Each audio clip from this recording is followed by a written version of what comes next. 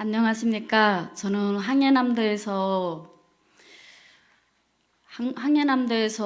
그 청춘을 보냈고 1997년도에 여름에 탈북을 하게 되었습니다. 그래서 지금은 탈북을 한 지 20년이 넘었어요. 어찌 보면 한국인이라고 해도 오리지널 한국인이라고 해도 과언이 아닐 정도로 예수쟁이 삶을 살고 있고, 저에게 찬송가를 부르라고 하면은 또 예수 노래지 하는 노래가 나올 정도로 쉴 시간이 없이 그렇게 신앙으로 지금까지 버티고 있습니다. 정식으로 소개 올리겠습니다. 목사님께서 금방 소개 올렸었지만 제 이름은 조용순이고 현재는 작은 구멍가게를 운영하고 있는 해주식품과 착한 기업 착한 가격을 운영하고 있는 조용순입니다.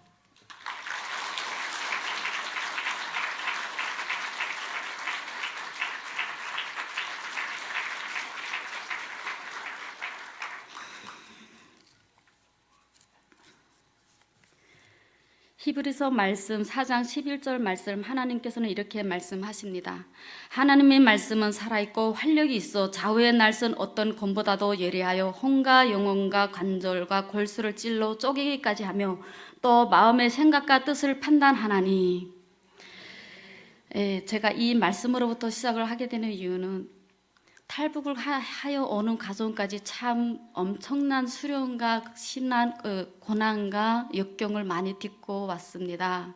이 세상에 살아온 사람들 중 산전수전 겪지 않은 사람들 어디 있냐 하고 물어보면 없는 사람들이 없듯이 저 또한 또 다른 삶을 살았었고 문화가 다른 곳에서 그렇게 탈북을 하여 상상도 못했던 그런 엄청난 일들을 겪었습니다. 그래서 간증을 하라고 하면 정말 안 하려고 두 발 뻗치고 안 갑니다.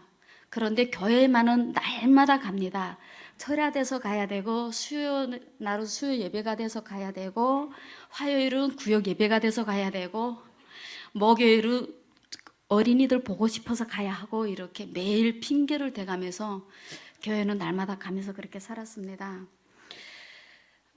제가 탈북하게 되었던 계기는 그 25살, 만으로 24살 나이에 파혼이라는 것이 설이 돼요. 결혼은 하기 싫고 부모들이 맺어준 정략 결혼을 해야 되는 상황이고, 그래서 이제 파혼을 하고 탈출을 하게 되는데, 탈출하려고 생각조차도 못했습니다. 그냥 두만강가 나가서 잠깐 바람 쐬고 봐야지 라는 생각으로 두만강가로 여행증 발급받아서 놀러 갔었는데, 우연치 않게 두만강가에서 바라보면 중국 땅이 환하게 바라보이고 그곳의 지붕은 새파란 기와장들이 보여요. 북한 땅의 지붕은 새파란 기와장이 없거든요. 근데 중국 땅의 기와장은 청와대 지붕 바라보는 것처럼 새파래요.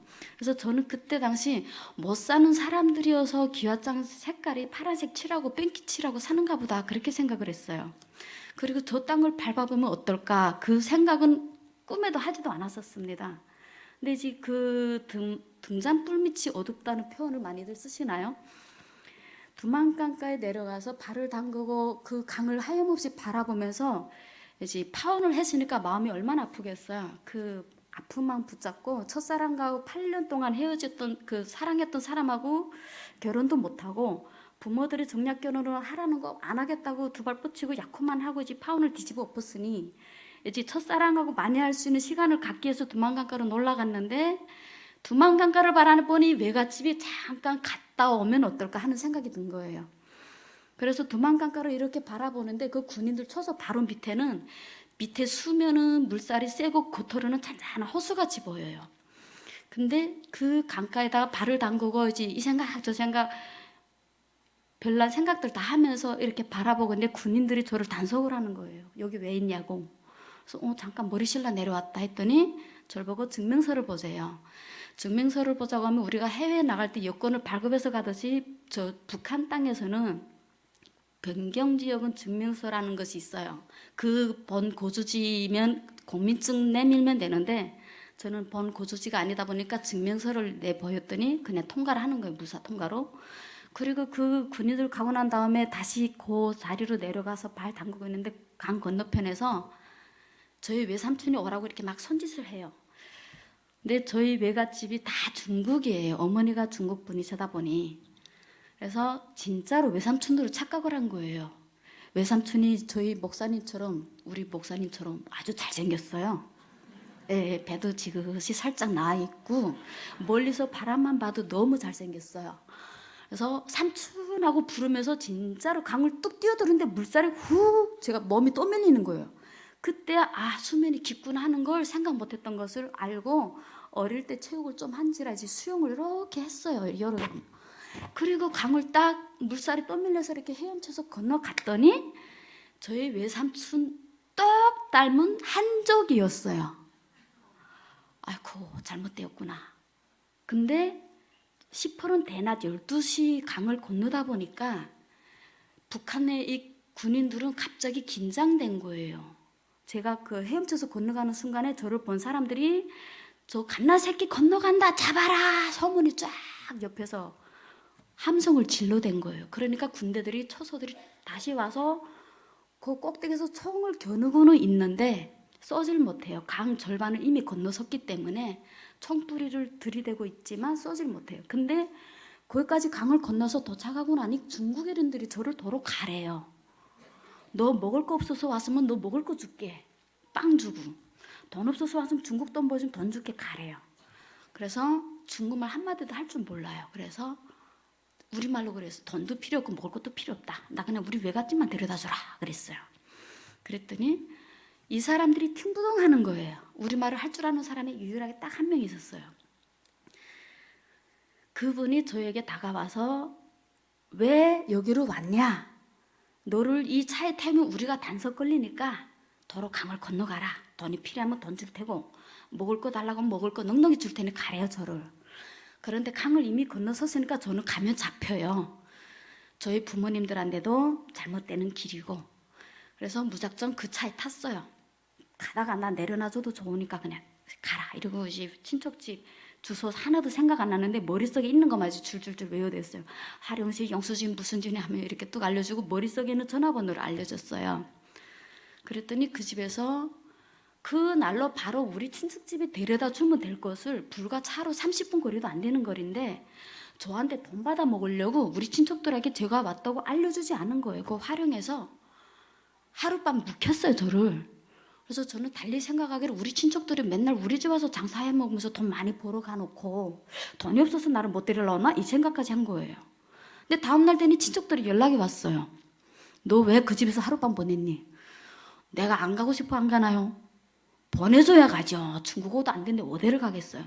그렇게 해서 외갓집을 가서 3개월 만에 친척들 집 쭉 다 돌았어요. 그리고 이제 심양으로 놀러 갔다가 거기서부터 이제 잘못된 거예요. 여기 북한과 중국의 체제가 다르다는 걸 알았어야 되는데 이 북한 신분으로 여권도 없이 그냥 강을 험한 건너갔고 그 복을 타고 나다 보니까 산 넘고 강 건너고 이런 고생을 안 했어요. 그냥 쉽게 차로 다 왔어요. 기차 타고 심양이라는 곳에 외갓집에 놀러 갔는데 거기서부터 이제 사건이 빵 터진 거예요. 그때는 하나님이 뭔지 예수가 뭔지 교회가 뭔지 북한에서 전혀 들어본 적도 없고 예수라고 하면은 북한에는 김일성이가 예수고 김일성이가 신이에요.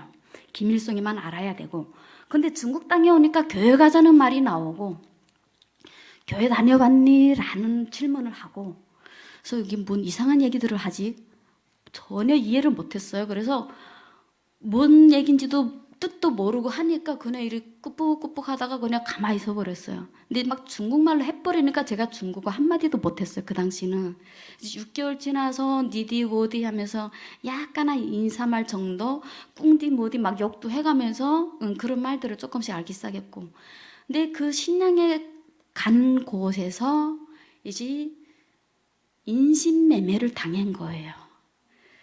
그때 당시는 인신매매가 뭔지 몰랐어요. 인신매매 자체가 뭔 말인지조차도 몰랐어요.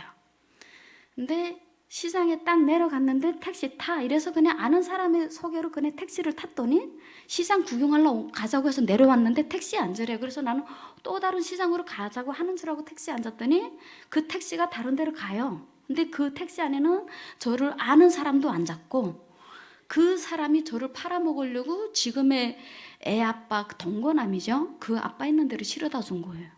이제 그게 가서 목적지 도착해서 실토를 하는 거예요. 저 사람하고 살래 안 살래? 살 거면 가고, 너 안 살 거면 여기서 너 갈 길 가. 심양 땅에서 내가 언어 소통 안 되는 곳에서 3개월 만에 가라고 하니 어딜 가겠어요. 그래서 할 수 없이 따라섰어요. 어떤 곳인지 가보자. 근데 남자는요 얼마나 잘생겼냐면요, 키가 저하고 똑같고요, 저보다 작다고 해도 과언이 아니에요.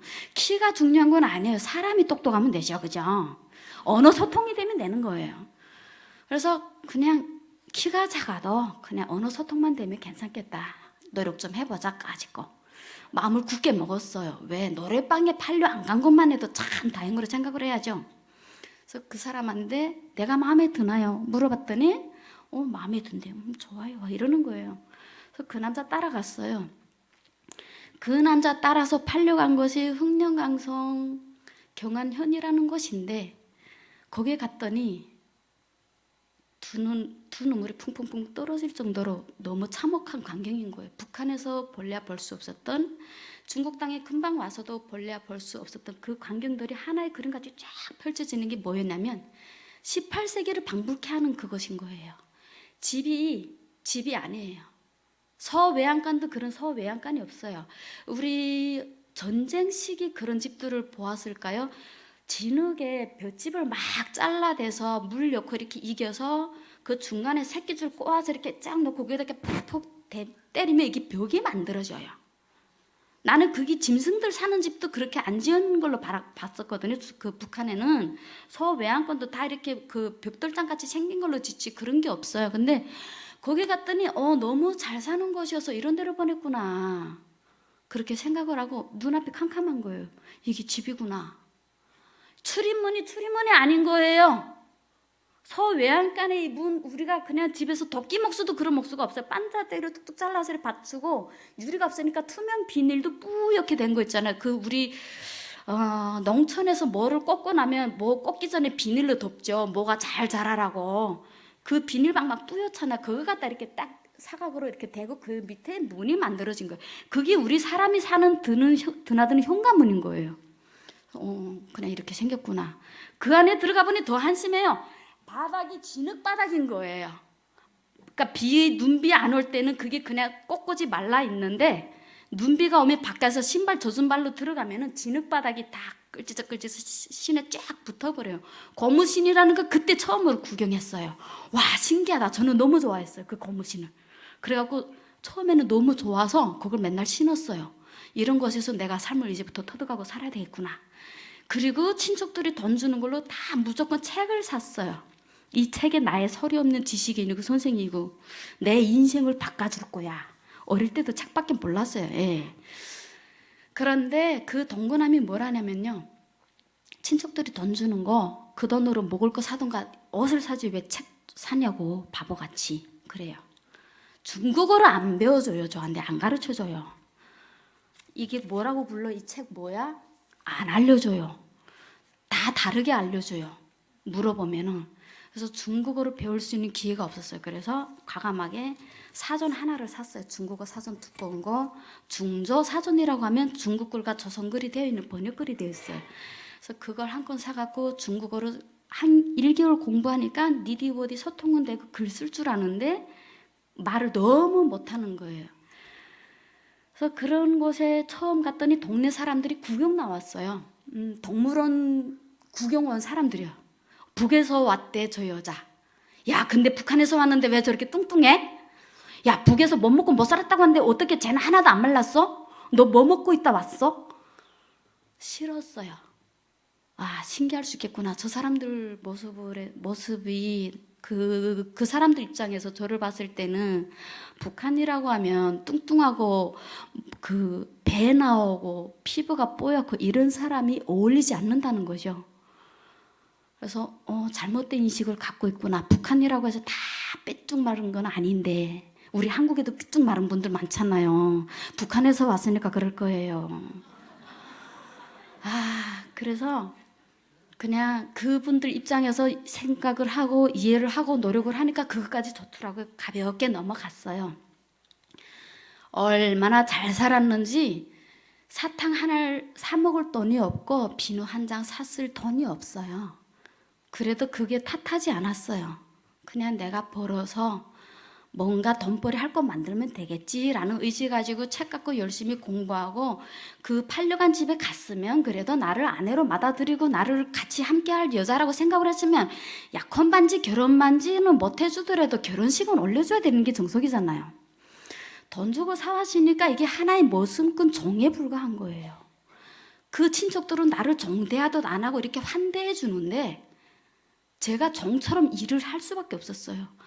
눈으로 보니까 일을 안 하고 못 베긴 거예요. 너무 거지 같고 너무 한심하고 흙투성에 내가 살 수가 없는 거, 이런 집에서 내가 못 살겠다 싶어서 눈을 뜨면 그냥 일을 하고 눈 감는 시간이 잠자는 시간이고 조금 한숨 돌려 머리 쉬는 시간이 책 보는 시간이고 이 책이 그렇게 나한테 좋을 수가 없었어요. 그렇게 시간을 보내면서 어느덧 1개월, 2개월 지나가니까 학교에서 저를 선생으로 초대를 왔어요. 우리 집이 찢어지게 가난한 걸 알고 나니까 학교에서 나와서 선생을 해달래요. 제가 조카애들, 그 남자의 조카애들 5살짜리하고 10살짜리 애가 하나 있고 시용 둘에다가 제 동거남까지 해서 5명, 저의 애 조까지 해서 7식구가 한 집에서 살았어요. 그래서 하루 세끼 밥을 헤매기면서 돼지 같은 인간다운 삶 자체를 포기한 채 그렇게 내려놓고 살다가 이제 학교 선생으로 오라고 하는 줄도 몰랐어요. 나중에 찢어지게 가난하고 임신했을 때 우리 여성분들은 그 결혼 생활 중에 언제가 제일 행복했어요? 라고 물어보면 어떻게 대답들 하시나요? 좀 크게 말씀해 주실래요? 저는요, 은연중에 한국에 와서 듣기를, 중국에서도 듣기를 임신 중에 여성들이 90%가 답하기를 제일 행복하대요. 그런데 저는 인신매매로 팔려가서 그런지 모르겠으나 잉태했을 때 제일 불행했고 생각조차 하기 싫었어요. 잉태를 했는데 왜 그랬을까요? 그 동거남을 봐서라도 진짜 잘 살아보려고 열심히 노력을 했는데 제가 책을 사면 이게 쭉쭉 찢어서 아궁이에 넣어요. 하루 눈 감기 전에 제가 하루 일기를 쭉 수필로 적어요. 내가 오늘 하루 어떤 기분으로 어떤 마음가짐으로 어떻게 오늘 하루 보냈구나. 살 수 있는 게 글하고 펜밖에 없었어요. 근데 책을 사서 중국어로 쓰고 중국어로 장문 쓰고 중국어로 수필을 적으니까 동거남자가 자기 이름 석자도 못 쓸 정도로 편지를 띄우자고 하면 자기 집 주소도 못 써요. 지금도 그래요. 편지를 띄우면 제가 다 띄울 정도고 제가 통역을 하고 이랬어요. 근데 임신 중에 3개월 지나서야 제가 임신됐다는 걸 알았어요. 3개월이 아니라 1개월 지나서 임신됐다는 걸 알았는데 먹고 싶은 거는 아주 잘 사줘요. 빚내서 사줘요. 저는 빚내서 사주는 것도 모르고 돈이 많아서 나 사준가 보다 하고 먹고 싶은 거 다 먹었어요. 그러다가 5개월 잡혀서야 이 집이 이렇게 찢어지게 가난하구나 하는 거 그때 알았어요. 알긴 알았지만 그렇게 채무가 몇 억이 되는 줄 몰랐었어요. 그래서 돼지처럼 잘 먹고 5개월 동안 그러고 있다가 중국 그 외갓집에 이제 놀러 갔어요. 그러니까 외갓집에 가고 싶어도 외갓집에 못 가게 전화선을 다 차단했었어요. 그러니까 제가 외갓집에 놀러 가고 싶어서 이렇게 전화하면 우리 한국에 이렇게 전화를 하면 각 지역마다 지역 번호가 있잖아요. 중국에도 역시 그 지역 번호가 있더라고요. 그런데 저는 중국에 가서 그 지역 번호가 있는 걸 모르고 전화번호 외우기를 다 앞에 지역 번호 빼놓은 뒷자리만 다 외운 거예요. 멍청하게 짝이 없죠. 이 머리가 돌머리였어요. 그렇게 친척들 집이 50집이 넘는다고 하면 50집 넘는 집 다 그렇게 지역번호 없는 번호만 외워놓고 나니까 전화번호 수초 다 찢어버렸는데 90년대 후반에 그 동거남이 내가 도망갈까 봐 소지품 다 회수하고 다 찢어버리고 없앴으니까 머릿속에 기억밖에 없잖아요. 전화를 하면은 전화 다 추월라해요. 잘못 걸렸다고. 그래서 나중에야 이제 책자 하나 사서 보니까 지역번호가 존재한다는 걸 알았어요. 잡지를 보고. 그때야 이제 그 수개월 동안 잉태해서 이만큼 배불러 올 때까지 제가 소통도 못하고 그곳에서 그냥 이렇게 종처럼 살았다는 것이 너무 억울하고 분해서 전화기를 확 빼갖고 확 작살내버렸어요. 그냥. 나 이 순간 이후로 너하고 살 이유가 없어. 나 이 시간 이후로 탈출해서 내가 어느 소통 안 되는 곳으로 또다시 팔려가도 좋으니까 두 번 다시 나 너하고 더 이상 못 살겠어. 이러고 기차에 몸을 실었는데 동거남자가 따라오더라고요. 이러고 외갓집 갔더니 외갓집에서 통곡을 해요. 나를 보고 너가 어쩌다가 저런 쓰레기 같은 인간한테 이렇게 몸이 불러졌냐. 내가 알던 내 조카가 맞냐. 이제 삼촌이 막 통곡을 해요. 북한에서 나의 삶을 얼마나 잘 보았기 때문에. 그리고 저를 데리고 어디로 갔냐. 산부인과로 가요. 이제 산부인과로 삼촌 왜 가나 했더니 아기를 지우자요. 5개월 된 아기를. 5개월 된 아기를 어떻게 지워야 되는지 저는 몰라요. 피임조차도 할 줄 모르는 방법이 무방비 상태에서 당했으니까. 근데 삼촌이 하는 말을 다 이해를 했어요. 삼촌 입장에서 충분히 그럴 수 있겠구나 하고. 그리고 산부인과 가서 몸을 올라 누웠는데 겁이 나서 돌돌돌 떨려서 겁이 나서 이제 도저히 그 의사 기다릴 때까지 못 기다리겠는 거예요. 그다음에 거짓말하고 내려왔어요. 나 화장실 좀 다녀오겠습니다 하고 산부인과 문을 뛰쳐나왔어요. 그리고 도저히 못 살겠다고 하는 동거남한테 다시 전화를 했어요. 우리 외갓집에서 지금 난리가 났으니까 당신 나 지금 데리러 안 오면 내 얼굴 영영 보기 힘들 거 했더니 동거남이 득달같이 달려왔어요. 나를 돈 주고 샀는데 또 뺏기면 안 되잖아요. 엄청난 돈을 들였는데. 그래서 다시 가는 길에 또 사고가 당한 거예요. 그 사고를 당한 것이 그냥 일반 사고가 아니었어요. 동거남하고 저하고 잠깐 떨어져 있는 사이에 외갓집 주변에 한 동네 사는 남자가 제가 탈북자라는 걸 알고 제 남편이 저 차에 있으니까 저 차에 가자 해갖고 저를 꼬셔냈어요. 안 믿을 사람 어디 있겠어. 내가 아이가 5개월 잡혀 있는데 믿어야겠죠. 따라섰어요.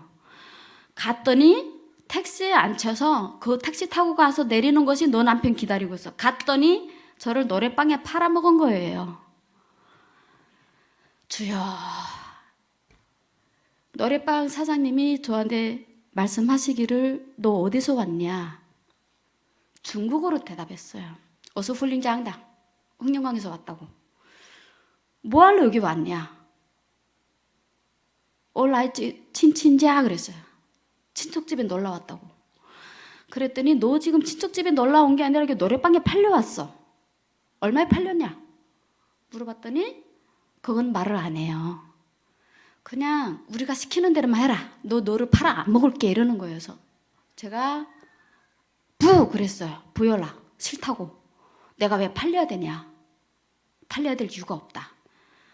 그랬더니 이게 노래방 사장하고 이 택시 타고 온 이 그 깡패들하고 성사가 거래가 이루어지지 않으니까 나를 택시 태우고 그 목적지 가는 도중까지 계속 저한테 구타를 하는 거예요. 머리 때리고 어깨 때리고 택시 옆에 앉아시니까 이 때릴 것이 머리밖에 없잖아요. 배 때려봤자 뭐 애 떨어질지 말지. 그 사람들 그 배까지는 그렇게 심하게 구타하진 않더라고요. 그렇게 갔어요. 그 다음에 살아날 수 있는 방법. 거짓말이라는 걸 배워봤어요. 거짓말이라는 걸 모르고 살았는데 이 사람들 앞에서 내가 연기를 해야 되겠구나. 1박 2일 동안 거기 갇혀 있으면서 연기를 했어요. 나를 다시 팔아먹어. 얼마에 부르든가 나 신경 안 쓸란다. 다만 그 집에 팔려가서 내가 다시 도망쳐 나올 때까지만 너네가 나를 신변보호해주라. 그것만은. 그랬더니 이제 그게 뭐 두 번째로 팔려간 곳에서 저를 구타 안 하고 이제 나를 구타하고 나서 내가 녹초되고 쓰러지고 이제 뒤를 본 거예요. 뒤를 보니까 그 사람들이 거기에 기꺼이 응을 해주는 거예요. 그래서 거기에서 응해갖고 그 사람들 시키는 대로 1박 2일 동안 이렇게 갇혀 있다가 빈틈이라는 건 늘 존재하잖아요. 바늘구멍은 있는 거예요. 어디나. 한겨울이니까 제가 화장실 가면 밖으로 졸졸 나와 이렇게 따라다니던 사람들이 방심을 했어요. 저들 밥 먹고 술 마시고 이러느라고 방심한 틈을 타서 화장실 가니까 안 따라서잖아요. 두 주먹 부러지고 냅다 도망간 곳이 연길시 주공항국으로 갔어요. 거기서 저희 외삼촌이 계셨거든요. 삼촌한테 펑펑 물었어요. 나 지금 팔렸는데 삼촌 저 깡패들 잡으라고. 주소도 몰라요. 제가 팔려간 곳이 어딘지. 뭐 아무것도 모르는데 내가 뭘 어떻게 잡아야 되냐 삼촌이 그래요. 그래서 거기서 이제 삼촌의 도움으로 구사일생으로 살아서 이제 그 동거남 다시 만나서 흥령강성으로 가는데 살기가 너무 힘들어요. 일을 안 하다가 제가 몸 푸는 날에 병원에 가서 몸 풀어야 되는데 병원 갈 돈이 없어서 집에서 몸 푸는 그 예정 일자에 아기 낳는다고 아우성 치는데 아침 새벽부터 아까 초기에 말씀드렸던 진흙에 볏짚 이겨서 이 작업을 하고 있어요. 다 씻겨 내려가시니까 또 해야 된다고. 나는 아파 통증 붙잡고 있는데, 그리고 시용해야 한다는 말씀, 재수씨 빨리 병원 가세요. 죽어요. 제가 집에서 안 하겠다고 책이란 책 동네 사람들 다 물어봤어요. 집에서 안 하려면 어떻게 해야 되나요? 미쳤냐? 병원 가. 집에서 뭔 아기를 낳는다고. 돈이 없는데 병원에 어딜 가요? 누가 병원 갈 줄 몰라서 안 가겠어요. 그냥 병원 가. 너 죽어 그러다. 근데 죽음이 두렵지가 않았어요. 그렇게 2차례 인신매매로 팔려다니고 나니까 삶 자체도 싫었고 살아있는 것 자체가 너무 귀찮고 그냥 이것도 또한 나의 명이겠지, 여기까지겠지 이래서 받아들이고 그날에 몸 풀었어요. 그럼 몸 푼 날만큼은 좀 잘해줘야 되지 않나요? 집에서 아기를 몸 풀었는데 아기 낳고 다음날 갓난 아기를 뒤집어 엎고 엉덩이 깎으로 쳐들고 아궁에서 이렇게 쟤를 퍼내고 쟤를 들고 가게 만들고 생리 한번 하려고 해도 우리 여성분들이 듣기 참 구차한 이야기지만 생리를 제대로 하기가 부끄러울 정도예요. 생리대 한 장 사서 쓸 돈이 없고 병원에서 가재천이 나오면 환자들이 쓰고 남은 거 얻어다가 빨아서 삶아서 그것이 생리대 대용으로 써야 했었고 그거 쓰고 나면 핏자국 지워야 되잖아요. 비누 살 돈이 없어요. 치약까지다가 아껴서 치약 쫙 발라서 비닐에 싸서 이렇게 엎어놔요. 햇빛에 걔가 소독이 돼갖고 다음날 이렇게 시간 일정하게 지난 다음에 이렇게 펴놓으면 헹구면 그나마 자국이 어느 정도 없어져요. 근데 때로는 냉이 있는 사람들은 아실지 모르겠으나 냉이 있는 사람들은 그게 퍼렇게 살짝 자국이 남아요. 빨랫줄이 걸기가 너무 무색하고 창피할 정도예요. 그런 곳에서 보내야 했고 화장실 한번 가려고 하면 재래식 화장실을 이용을 하는데 재래식 화장실도 일반 화장실이 아니에요. 나무 막두기로 한쪽 구석에다가 구덩이를 파고 거기다 기둥을 4개 세워놓고 그거라도 제대로 나무를 이렇게 엮으면 보기라도 좋고 괜찮을 텐데 농촌에서 살아보신 분들은 아실지 모르겠으나 쌀 마대 자루 갖다가 이렇게 4면을 엮어서 붙여버리는데 딱딱 뭐가 나게 붙이는 게 아니라 꼭대기만 고정을 시켜요. 그러면 바람이 부는 날은 얘가 팔락팔락거리면서 여자들 하얀 엉덩이 다 노출시켜야 돼요. 남자든 여자든 그 화장실 들어간 사람은 엉덩이 자랑시키려고 들어가야 되는 거예요. 근데 큰 도로변 옆이니까 지나가던 차들이 그 바람 부는 날에는 펄럭거리면 사람들이 앉아있는 기척이 보이잖아. 화장실에 쳐다봐요. 구경거리가 돼요. 잠시나마. 그런데 그것도 어느 정도 1, 2개월 지나고 나니까 만성화가 되더라고요. 그래서 이런 곳에서 내가 못 살겠구나. 다투면 폭력이 생기고 집안 천정 이렇게 얼려다 보면요. 우리는 지금 너무 좋은 환경에서 살고 있는데 수수대기를 이렇게 막 엮어놓고 투명 비늘 이렇게 딱 쳐버리니까 수수 이삭이 조금만이라도 남아있으면 쥐들이 먹을 것을 알아내고 시원하게 거기를 잘 찾아 들어와서 거기 쥐들의 삶의 요람이 되고 놀이터도 되고 살기 좋은 동네예요. 우리 쥐들의 데는. 그럼 밤에 쥐들이 막 다니다가 그 소리가 싫어서 송곳으로 쿡 찌르면 쥐가 죽어요. 불 켜고. 그 쥐가 보이니까 생쥐가 깨갱하고 죽어버려요. 그러면 그걸 바로 빼야 되잖아요. 근데 그걸 바로 빼내지 않으니까 이게 수개월 되니까 그게 그 안에서 썩어버리니까 구더기가 생기는 거예요. 근데 그 당시에는 저는 그 구더기가 생겨서 그렇게 집이 냄새 고약하게 나는 줄 몰랐어요. 자다가 이렇게 눈을 떠보면은 생쥐들이 막 놀아다니고 무서워서 입을 팍 뒤집어 쓰고 이래야 되는데 어느 날 너무 화가 나서 칼 가져다가 그러니까 그거 칼 들게 된 계기도 그냥 들고 싶어 들었던 게 아니에요. 냄새가 썩고 진동하고 싫어서 이러고 있었는데 쥐가 놀라다니는데 그 동거남이 또 쥐를 또 찔러 죽였어요. 근데 얼떨결에 그게 구더기가 살짝 보인 거예요. 그 주변에 죽은 쥐 시체 속에서. 그 다음에 짜증나갖고 칼 가져다가 이걸 그냥 이렇게 쫙 그어버렸어요. 그 전부터 제가 그걸 공사해달라고 여러 번 이야기했는데도 공사하면 큰 돈이 들어가야 되고 시간이 없다고 안 해줬어요. 근데 돈이 안 들어도 좋다. 그 안에다 뭐 넣으라고 안 해도 좋으니까 그냥 다 뜯어버려 없애자. 냄새나는 거 싫다. 안 해줘요. 결론은 밤중에 제가 차단을 만들어버린 거예요. 착한 일을 했죠, 제가 아주. 그랬더니 얘 편네 새끼 밤에 잠을 자야지 잠을 못 자게 그거 다 뜯어버렸다고 저한테 폭력을 가하기 시작하는 거예요. 제가 가만히 맞고만 있을 수 없잖아. 억울하잖아요. 한 대라도 때리려고 일을 하다 보면 저도 때리고 한 매 치고 10매 20매 맞는 꼴이 되는 거죠. 어찌 보면. 밤이 되면 이 남자는 연령대가 그때 당시 30대 중반이고 저는 20대 중반 채 안 되었을 나이니까 찌질해도 재미없어요. 성에 대해서도 몰랐고 북한에서는 성에 대한 교육 자체가 없어요. 성이라는 것 자체가 되게 흉측하고 교육 자체가 없다 보니까 이런 것이 성에 대한 행복이고 요람이구나 하는 것 자체도 몰랐어요. 그래서 저녁에 남자가 옆에 오면 그 육체적 접촉을 하려고 치면 저는 강하게 저항을 하고 발길 차면 남자는 저에게 폭력을 들이대고 그렇게 임신을 하고도 계속 폭력당하고 살아야 했고 아기를 낳아야만 했어요. 아기를 낳으니까 폭력은 없어지는가 했는데 폭력이 끊이질 않는 거예요. 그래서 아기 낳고 5개월 좀 넘어서 아기가 우리가 아기들이 5개월 6개월 정도 되면 이유식 먹이 나요. 저는 이유식이 뭔지 모르고 이제 밥을 그 죽처럼 가깝게 해서 이제 막 먹이기 시작해서 산동 땅으로 탈출해서 돈 벌려고 생각을 했기 때문에 그래서 드디어 결심을 합니다. 결심했던 대로 움직여요. 갓난 아기를 놔두고 뛰쳐나가요. 돈 벌러 갑니다 하고 돈 벌러 가는데 돈도 없어서 중국집에 가서 돈 좀 빌려주세요. 중국어로 말을 해갖고 중국 남자한테서 돈을 270원, 300원도 안 되는 우리 한국 돈으로 따지면 얼마나 몇만 원 안 돼요. 10만 원도 안 되는 돈을 이제 빌려갖고 산동 땅으로 탈출해서 이제 그때부터 돈 벌기 시작을 해요. 그런데 돈 벌어도 돈 버는 게 보이지가 않았어요. 살아있는 것 자체가 너무 괴롭고 싫은 거예요. 인신매매로 이렇게 두 차례 겪고 시골에 너무 참혹하고 암담한 현실을 짧은 시간에 겪고 나니까 삶에 대한 자체가 두려움도 없고 살기 싫었어요.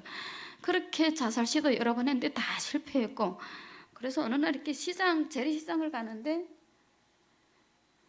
팔다리가 없는 장애인이 썰매같이 생긴 그 로라 달린 거기다 자기 몸을 맡기고 전부여 의지 없어서 손 들고 옵니다. 그 찬송가가 중국어로 되어서 나오는데 제 마음을 그렇게 아프게 하는 거예요. 그 녹음을 들으면서 내가 왜 이러고 있지? 교회라고 하면 그거 뭐 하는 곳이에요? 동네 사람이 전도사님이 우리 집에 와서 교회 나오세요. 제가 끼뚱으로도 안 들었어요. 신앙하거든 진짜 저하고는 뭔지 모르는 시기여서 그런지 거기가 뭐 하는 곳인지 아무것도 모르니까 듣지도 않았고 거기가 뭐 다 치유되고 치유라는 말 자체도 몰랐어요. 그런데 산동 땅에 나가서 돈 벌러 나가서 삶에 대한 의욕을 다 잃고 살아가는 것 자체가 너무 징글징글하고 너무 괴롭고 슬프고 싫은데 그 찬송가가 저를 울려주고 있더라고요. 저렇게 팔다리가 없는 장애인도 육체만 살아있는 저 사람도 육체적으로 건강하지 못하잖아요. 그 사람은 그 사람도 살자고 저렇게 동냥하고 다니는데 목에다 이 동냥하는 거 걸고 녹음기 앞에 썰매에다 딱 달아놓고 이러고 다니는 그 모습을 보면서 제가 감동받았어요. 그리고 나도 모르게 교회 할머니가 교회 가자 하는데 너무 좋아 따라섰어요. 그렇게 찬양으로 인도받아서 교회 갔는데 하나님 설교 하나도 안 들어옵니다. 그때는 하나님 설교 뭐 국률의 주님 베풀어 주시옵소서 무슨 뜻인지도 모르겠습니다. 그런데 찬송가만은 제 마음을 늘 울게 하고 울고 나면 슬퍼서 우는 것이 아니라 감격에 너무 나 살아있구나. 이 순간 내가 숨쉬고 있구나. 살아있는 것 자체가 너무 감사하고 내가 육체적으로 이렇게 건강한데 왜 죽으려고 했었지? 저 자신을 돌이켜보고 저렇게 장애를 갖고 있는 사람들도 영적으로 살려고 애쓰고 노력하는데 나는 뭘 한 것이 있지? 나를 위해서 노력한 것이 과연 뭐가 있을까? 그냥 죽으려고만 했던 나 자신이 후회가 되는 거예요. 이제 그때부터 신앙생활은 저는 시작이 되었어요. 산동 땅에서 돈을 벌면서 돈을 꼬박꼬박 벌어서 집에 보내주고, 애기 보고 싶어서 집에 가면 애기가 한 일돌이, 그러니까 12개월 지나서 간질병, 경기 일으키는 병을 얻었는데 삶이 또 엎어지기 시작하는 거예요. 아이를 보니까 더 힘든 거예요. 그래갖고 동거남이 그러는 거예요. 교회 가지 말라고. 근데 저는 그 산동 땅에서 그 찬송가 들으면서 그때부터 이미 신앙이 시작되었다고 생각을 해요. 지금도 찬양 들으면 너무 기쁘고 교회 시간 가는 시간 기다려지게 되고, 그때부터 지금 매일매일 갔어요. 율동 배우고 찬송 배우고 설교 말씀 안 들려도 그냥 무작정 들으려고 노력했어요. 지금도 가끔가다 안 들려도 이해 안 되는 말씀들이 참 많아요. 목사님한테 물어봐요. 목사님, 이 부분 어떻게 돼서 이렇게 되었을까요? 이해가 안 됩니다. 물어봅니다. 설교가 안 들려도 찬송으로 나를 인도해 주시는 하나님이 계셔서 내가 지금까지 버티고 사는구나. 그때부터 신앙 공부를 시작하게 돼요. 양육반 등록하게 되고 수요 예배 나가고 철야가고 새벽기도 가고 날마다 갔어요. 피아노 만질 줄 모르는 제가 피아노를 만지게 되고, 주일학교 교사로 제가 등록이 돼갖고 학생들 앞에 제가 교단에 서서 학생들에게 우리말과 글을 가르쳐주고 산수를 가르쳐주고 제가 너무 즐거워하고 있는데, 유일하게 우리 가족들 중에 반대하는 사람이 동거남 한 명이 딱 반대라는 거예요. 에페네 새끼 거기 가게만 해봐라. 두 다리 몽둥이 떡 부러뜨려 놓을 테다. 집에 들어올 생각 하지 마라. 제가 뭐라고 소리치는지 아세요? 마귀의 사탄 달았어!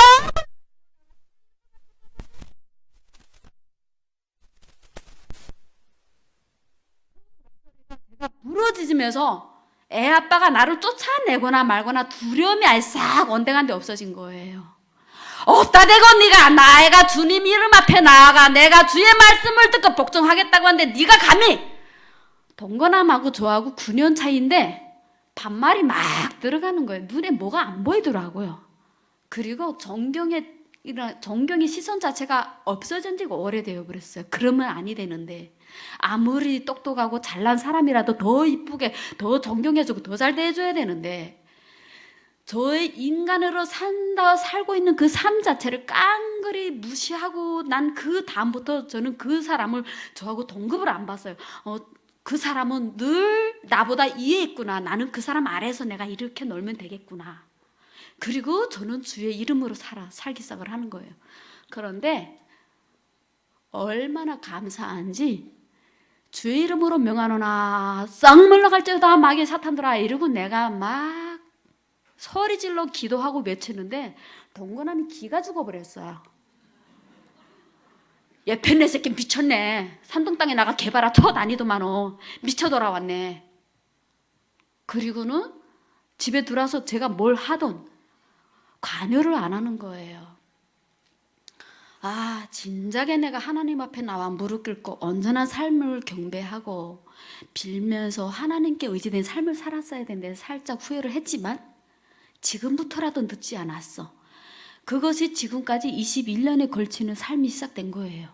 그래서 신앙생활은 솔직히 말씀드리면 19년 좀 넘었어요.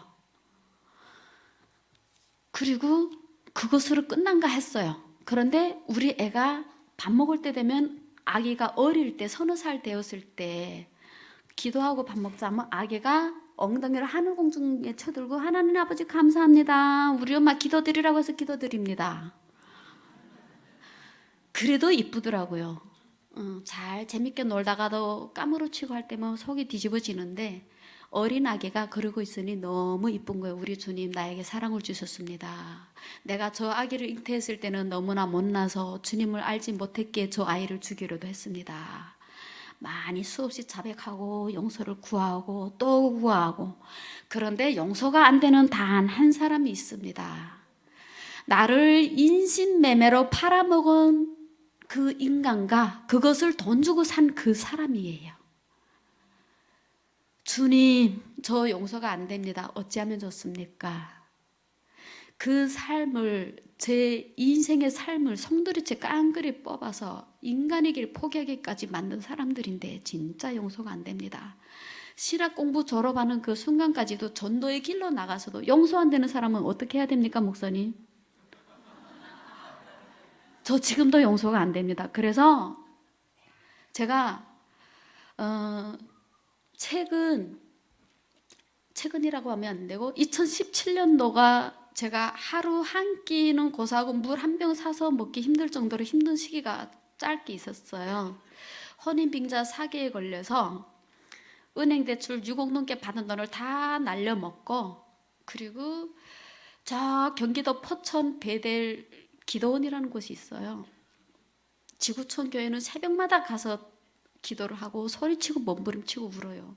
이 시간에도 용서 안 되는 사람이 있습니다. 하나님 아버지, 용서라고 하지 마십시오.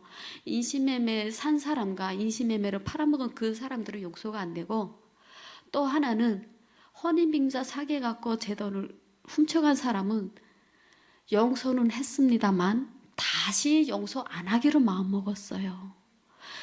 포천까지 달려가서 하나님 아버지 어찌해야 됩니까? 계속 응답을 드리려고 했습니다. 주님, 저 어찌해야 됩니까? 제 돈이 많아서 사업 시작한 것도 아니고 혼인빙자에 걸려 이렇게 대출을 해서 사업을 시작했는데 덜컥 이렇게 되었습니다. 주님의 뜻이 아니라면 다 포기하겠습니다. 모든 것을 내려놓겠습니다. 주님 아버지, 응답 주시옵소서.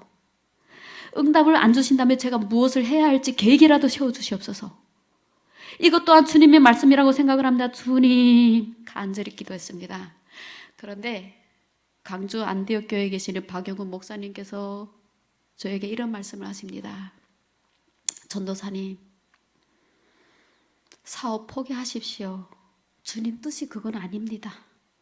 기도원에 오셔서 신학 공부도 하셔서 목회 운영 같이 해보시면 어떨까요? 그쪽으로 기도를 하겠습니다. 통성기도 같이 모아서 해보겠습니다. 그래서 저는 그 목사님 말씀 듣고, 제가 사업에 재질은 없는가 보다. 중국에서도 진짜 번창해서 키웠던 사업을 다 내려놓고 온 것도 동거남 때문에 내려놓았었거든요. 중국의 식칼을 보신 분 계시나요? 식당에서 일해보신 분들? 식칼이 폭이 7cm에서 8cm 정도 넓이가 되고 길이가 한 15cm에서 17cm 정도 길어요. 그 칼로 요리를 두드리며 요리하여 중국의 요리사들은. 그런데 제가 한 가지 놓치고 갔던 부분이 한국으로 올 생각을 전혀 하지 않았어요. 우리 외삼촌 친척들이 한국에 가자, 한국에 잘 산다 해도 오려고 안 했어요. 왜 그랬을까요? 뼈 아프게 힘든 과정 상상하기조차 싫은 그 아팠던 과정들은 저는 짧은 시간, 2년이란 시간 안에 다 극복을 했어요. 그리고 5년 동안 열심히 돈 벌어서 애 병도 다 치료했고 하나님께서 치유해 주셨어요. 병원 가서도 못 고쳤어요. 그런데 자리를 잡고 돈이 보이고 무욕을 하고 조용순이라는 이름은 숨기고 신분 세탁한 그 이름이 쭉 널리 알려지면서 이름이 나기 시작하니 동거남이 2008년도에 산동 땅으로 아기 데리고 왔어요. 아기가 엄마 보고 싶어해 핑계대고 왔어요. 제가 돈 벌어서 계속 고향에 보내고 집에 안 가니까 저하고 어떻게 하나 노력해서 좀 잘 살아보려고 왔어요. 그런데 저는 그 동거남을 임신했을 때 그때가 동거남이었지 그 뒤로는 남편으로 생각을 안 했어요. 그냥 동네 사람들이 보기에 자네는 가족이야, 살려고 노력하는 가족, 열심히 사는 가족, 이 모습만 보여줬지 실제로 내막을 들여다보면 부부가 아닌 삶을 살았던 거였어요.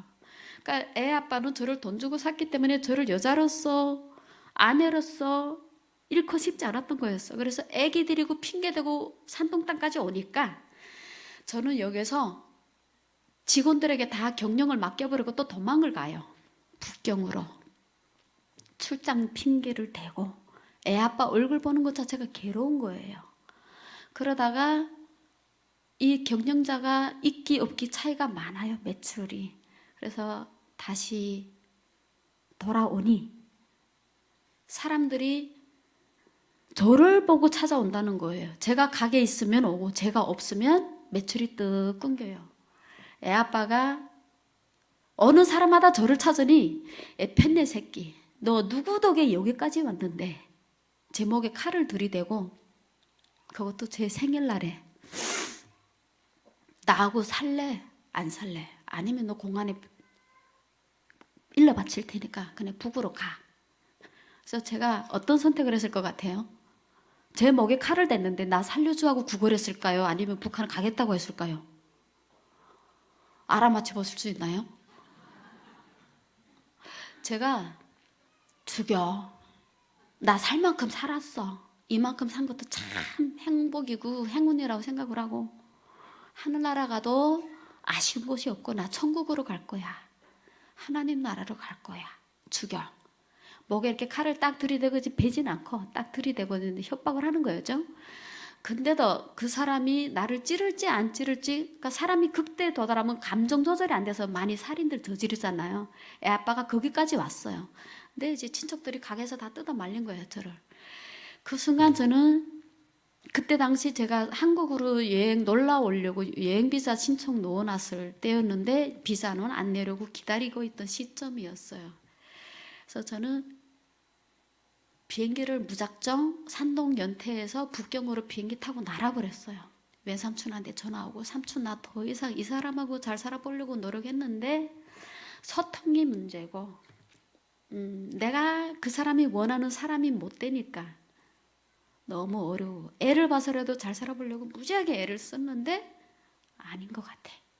그리고 무작정 비행기 타고 날았는데 통장 다 가지고 날아버렸어요. 그런 경영은 뭐로 하겠어요? 그날 매출 나온 그 돈 딸랑 몇십 원 갖고 이제 해야 되는 거예요. 애 아빠는.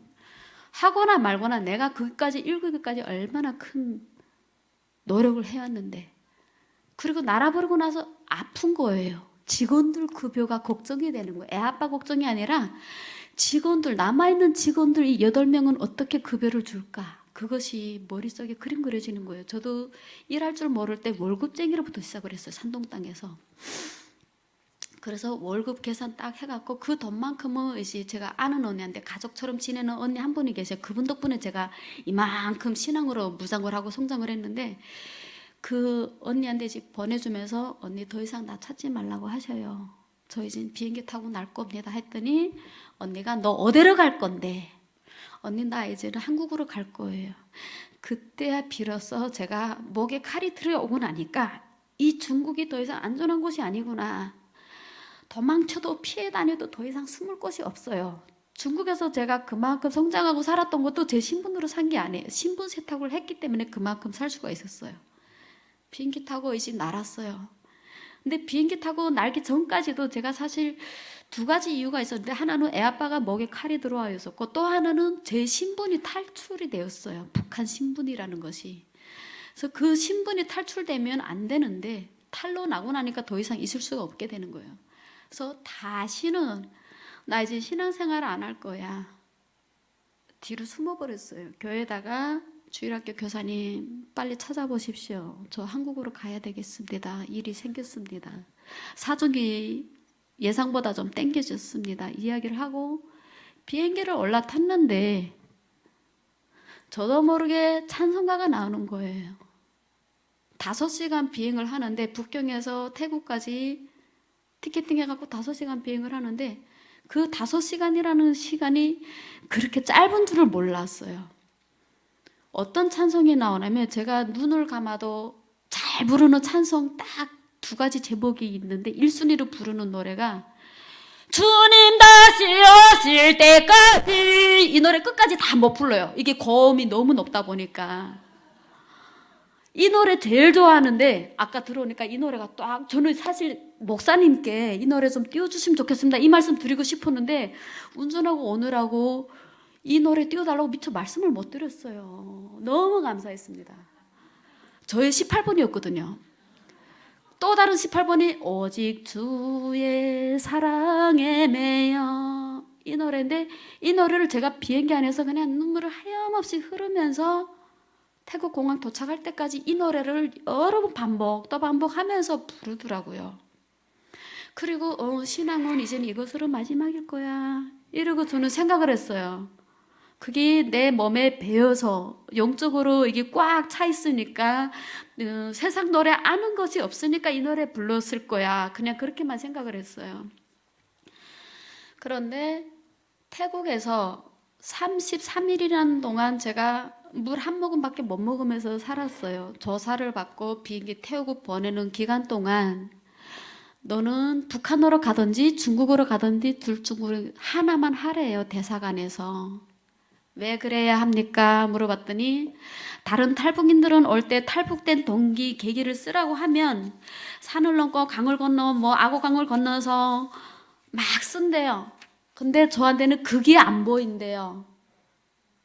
왜 비행기 타고 어떻게 네가 먼 돈 있어서 날았냐? 질문이 그거였어요. 가진 게 돈밖에 없었어요. 부모님들이 돈으로 저를 만들어 주셨어요. 중국에서도 역시 하나님께서 저한테 이렇게 지혜를 주시다 보니 벌 줄 아는 게 돈밖에 없었고, 지금 현재 또한 무자본으로 사업을 시작을 했지만 6억을 말아먹고 사업을 했는데 역시 사업장 3개 또 다 무자본으로 시작을 했어요. 하나님께서 저에게 이렇게 지혜를 주시는데 가진 게 돈밖에 없더라고요. 그래서 비행기 타고 가서도 달러를 뿌려가면서 없는 사람들에게 나눠주고 33일을 굶으려고 했던 것이 굶고 싶어서 굶었던 것이 아니라 음식이 입에 안 맞았어요. 기름진 음식을 제가 못 먹더라고요. 먹으면 탈나고. 북한에서 못 먹고 못 살다 오니까 배에 고비라고 하나요? 기름진 것이 없으니까 기름기 조금만 들어가도 탈나더라고요. 그래서 먹는 것 자체를 아예 포기해버렸어요. 그리고 한국에 날아오는 동안 돈이 꽤나 남겨갖고 왔어요. 저는. 그리고 제일 서운한 것이 얼마든지 한국에 빨리 올 수 있는 시간을 33일이나 태국에서 보내야만 했다는 거죠. 그런데 그 33일 동안 그 또한 하나님께 감사한 것이 뭐였냐면요. 너가 이 감방 안에서 저 탈북인들이 교회에 대해서 하나님에 대해서 왜곡된 이야기를 주고받고 하는 것을 똑바로 들을지어다 라고 말씀을 해주셨어요. 왜냐? 너무나 왜곡된 말을 주고받고 하고 있어요. 저는 침묵하고 있었어요. 말도 안 되는 이야기들을 하고 있으니까 새벽이 되면 묵상기도 하고 일어나서 아이들에게 율동을 가르쳐 주니까 아이 가진 엄마들이 저를 너무나 좋아하시는 거예요. 저를 좋아하면 안 되는데 사실 하나님으로부터 교육받고 사육받고 제 몸에 이게 배어있다 보니까 율동으로 아이들을 가르쳐주고 글 가르쳐주고 하는데 부모님들은 자기 아이들과 너무나 재밌게 놀아주고 아이들이 그 감방 안에서 찌들린 삶에 그 구박받으면 마음대로 활개치고 놀지 말아야 될 시간에 내가 데리고 노니까 너무 좋은 거예요. 대신 주변에 감옥에 가면 반장이라는 총통들이 꼭 있어요. 나를 눈에 둔 가시를 여기는 거예요. 왜? 사람들이 다 내 주위로 모여드니까 이 사람들은 자기네가 감투를 쓰고 있는데 그 감투 역할이 서서히 없어지게 되고 제가 가진 게 돈밖에 없다 보니까 사람들이 다 저한테 모이고 저는 이걸 다 뿌리다 보니까 저를 좋아하게 된 거예요. 그러니 총통이 저를 모함하기 시작해요. 그래서 목걸이 달라서 목걸이 주고 반지 달라서 반지 주고 다 줬어요. 주변에 엄마들이 막 난리가 난 거예요. 왜 줬냐고. 한국 가면서 나한테 그 반장이 있던 자리는 아주 그 고급 자리예요. 우리 그 TV에서 보면 그 뭐라고 하나요? 두목들이 이렇게 조금 다른 사람들보다 조금 더 덤하게 깔고 있잖아요. 그 자리를 저한테 준대. 그래서 그 총통이 달라고 하는 거 다 줘버렸어요. 그리고 한국에 와서 다 찾았어요. 국정원에 와서 거지 같은 인간이 어디다 대고 협박을 해갖고 다 가져갔어. 해먹을 거 다 해먹고 나한테 준 게 뭐 있어? 그냥 갔잖아. 내놔. 찍소를 못하고 다 내놓더라고요. 다 받아냈어요. 그렇게 하나님과 함께하는 생활, 그 하나님과 함께하는 그 기간들, 신앙과 믿음으로 그 시간들을 이겨냈었고 그 모진 아픔과 고통, 고난이 와도 두려움이 없어지고 담대함만 생기고 어디 가도 어떻게 살아? 그냥 믿음? 믿음이 뭔데? 교회 앞에 나와봐. 뭘 들어야 되는데? 설교 들어봐. 설교가 뭔데? 듣다 보면 귀가 열리고 듣다 보면 노래가 나오고 듣다 보면 얼마야 소리가 나오고 듣다 보면 주여 소리치게 된다. 그랬더니 너 완전히 예수쟁이 다 됐구나. 또 반가운 소식 있어요. 아멘 안 하세요? 불교를 믿는 사람인데 북에서 내려오신 분이에요. 북한 분들이 교회 믿는 사람들이 많이 있는 분들도 있고 아닌 분들도 있어요. 종교가 몇 개로 다 갈리는데 그 중에서도 천주교 신자들도 있고 불교 신자들도 있고 달라져요. 그런데 다들 자기가 믿는 종교가 좋다고들 해요. 저는 그 좋다고 하는 종교를 뭐라 하지 않아요. 왜? 신앙은 자유이기 때문에 그 사람이 선택한 자유가 그 불교였고 그 사람이 선택한 자유가 그 천주교였지. 시초부터 천주교였기 때문에 그 신앙을 좋아하고 그 종교를 좋아하겠구나. 강요를 안 해요. 다만 18분 불러봐 하면은 오직 주의 사랑에 매여 했더니 어이구 또 시작되네 우리 예수쟁이. 교회 가자. 따라갈게. 불교 믿는 사람이 왜 따라오겠어요? 예수쟁이라고 해도 그게 싫지 않거든요. 나쁜 삶을 사는 것도 없거든요. 올바른 길로 늘 인도하고 계시거든요. 우리 하나님께서는. 그러니까 따라서는 거죠. 그래서 제가 다음에 교회 가면 어느 교회를 가든 간에 따라오던데요. 진짜? 물어봤어요. 진짜? 리얼리? 진짜 온대요.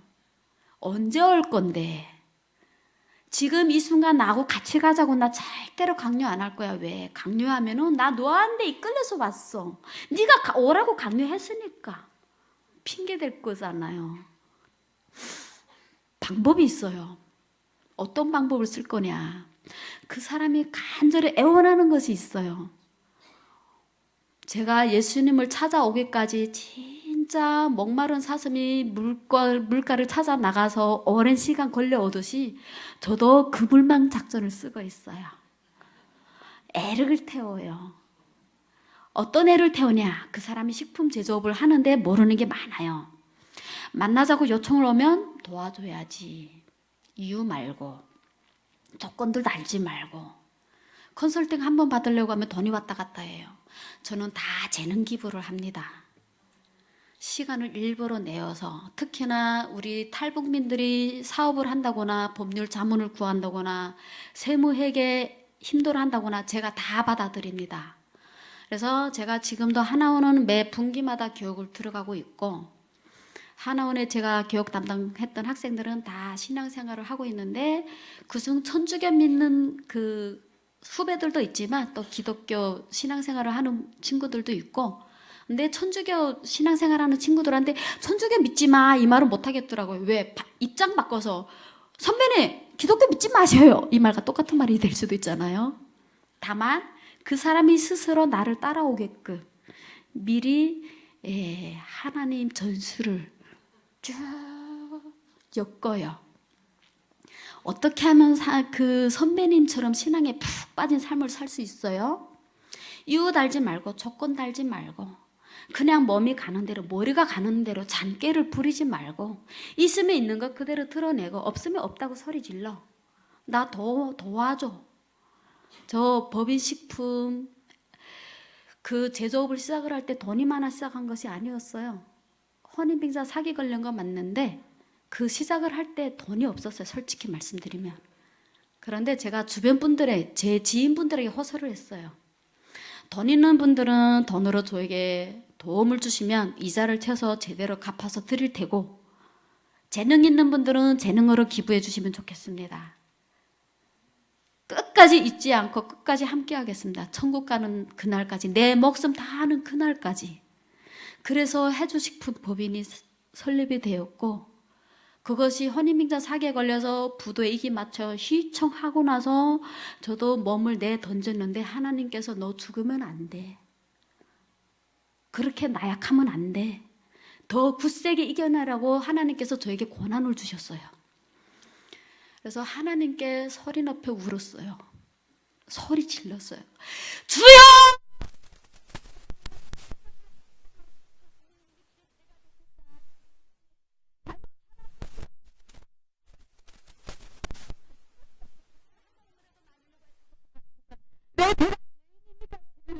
교만한 적도 없습니다. 주님 왜 이렇게 되었습니까? 답 있으면 주님 답 좀 주시옵소서. 주님 아무런 응답도 안 주십니다. 그래서 저는 무릎 꿇고 묵상했습니다. 하나님, 답 안 주시면 저 언제까지 이렇게 무릎 꿇고 있어야 될까요? 포천 기도원에 가서 1박 2일 동안 있으면서 그냥 그 답 안 주시는데도 그냥 묵상만 했어요. 무릎 꿇고. 새벽 기도 가서도 역시 똑같은 생활 되풀이 반복 그렇게를 수교를 하였었던 것 같아요. 주님 뜻이 아니라면 저 모든 걸 내려놓겠습니다. 공장 포기하겠습니다.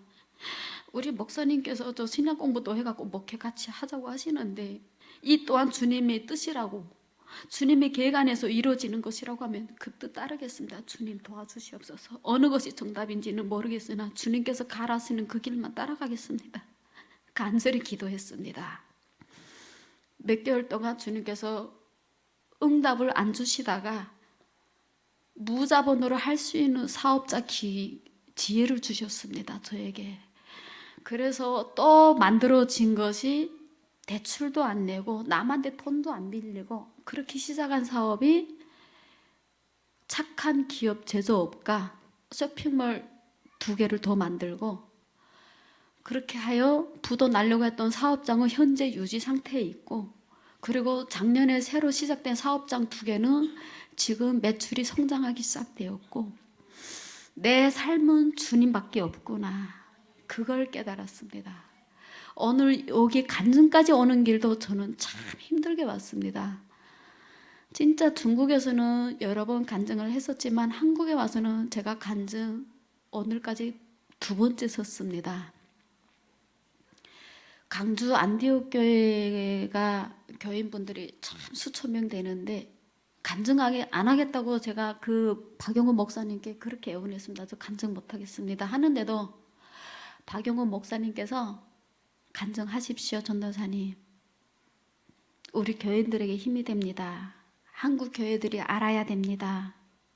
신앙생활이 다 살아온 삶이 다릅니다. 그러나 서로 나눔을 같이 공유하고 하나님 말씀으로 나눌 때 그것이 영육 공간에 더 성장하는 삶이 될 것입니다. 서주십시오. 그래서 안디옥 교회 가서 진짜 아픈 과거 스토리가 시간이 흘러도 상처가 너무 깊다 보니까 생각조차 너무 싫은데 안 한다 하면서 했어요. 하나님께서 알려야 해. 그래서 알렸습니다. 오늘 이 자리 역시 어렵게 왔습니다. 너무너무 감사합니다. 이 자리를 빌어서 말씀을 나누게 해주시고 영육 공간에 더 성장하라고 또 한 뒤축 발 뒤굽을 더 높여주시고, 이러한 자리가 없다면 제가 언제 또 이렇게 서보겠습니까?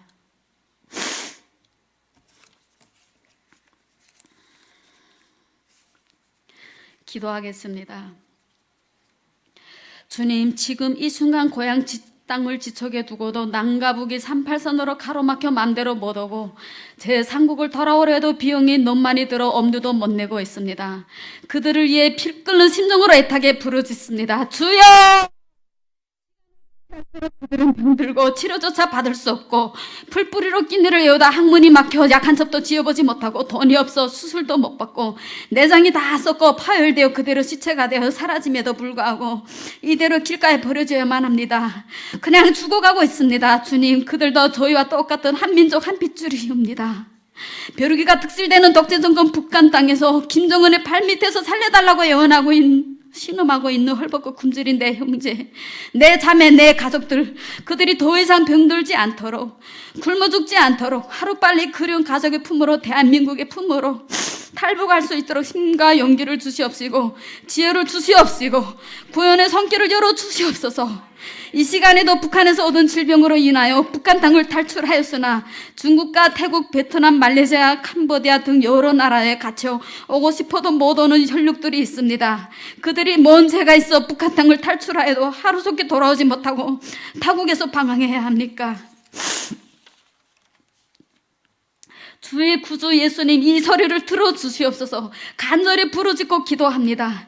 시간이 촉박하오니 더 이상 지체 말고 대한민국 부모 곁으로 빨리 돌아올 수 있도록 두 손 모아 간절히 기도합니다. 주님 아버지, 날마다 어려워지는 경제 위기 속에서, 고통 속에서 벗어나게 해달라고 기도하는 대신 그 어떤 난간에 처해도 이길 수 있는 용기와 지혜를 주시옵시고, 매일 내가 슬프고 괴롭고 배고프고 지쳐도 주님께서 내 손목을 꼭 붙잡고 계신다는 것을 믿게 하여 주시옵소서. 하나님 아버지, 저는 한 교인으로부터 신분이 노출되어 신앙생활을 하고 싶어도 할 수 없었고 살 길을 찾아 피난길에 올라야만 했었습니다. 먼 한번 대륙을 돌고 돌아 한국 땅 오기까지 주님 아버지를 멀리 방황하다가 돌아온 탕자와도 같은 삶을 살아왔습니다. 지금이라도 다시는 방황하지 않도록 저의 손을 꼭 잡아 주시옵소서. 이제 저는 하나님께 제자로 그 예수 그리스도 주님의 뜻을 함께 할 수 있는 사역자로 쓰임 받기를 간절히 소원합니다. 온 세계 교회 간증을 통해 하나님께서 사용하고자 하는 온전한 도구가 되기를 소원합니다. 저에게 주신 착한 기업 사업과 신앙이 좌우로 치우치지도 않고 두 날개로 쭉 펴고 날아서 영육간에 성공하는 그리스도인이 되기를 간절히 소원합니다. 모든 고난 가운데 역경을 딛고 그 과정 속에서 그리스도의 참사랑, 제 인생의 가치를 알게 하신 하나님께 감사드립니다. 온 세계 교회를 기억하시어 날로 부흥하는 교회, 하나님만 바라보는 하나님 나라에 쓰임되는 그 날까지 놀라운 역사가 임할 줄 믿습니다. 주님께서 축복하여 주실 줄 믿습니다. 온 세계 가족과 친족과 그들의 후손들, 사업장에 온전히 모든 것을 주께 맡기고 경배하는 이들에게 축복된 삶에 함께하길 주 예수 그리스도 이름으로 기도드립니다.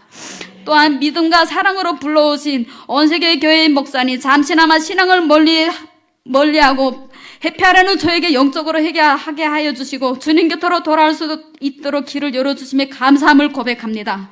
사역 활동의 로고를 기울여 주시는 자원봉사자 형제 자매님들, 많이 바쁜 저녁 시간임에도 불구하고 이렇게 자리를 빛내주신 성도님들께, 자매님들께 머리 숙여 깊이 인사드립니다. 감사합니다.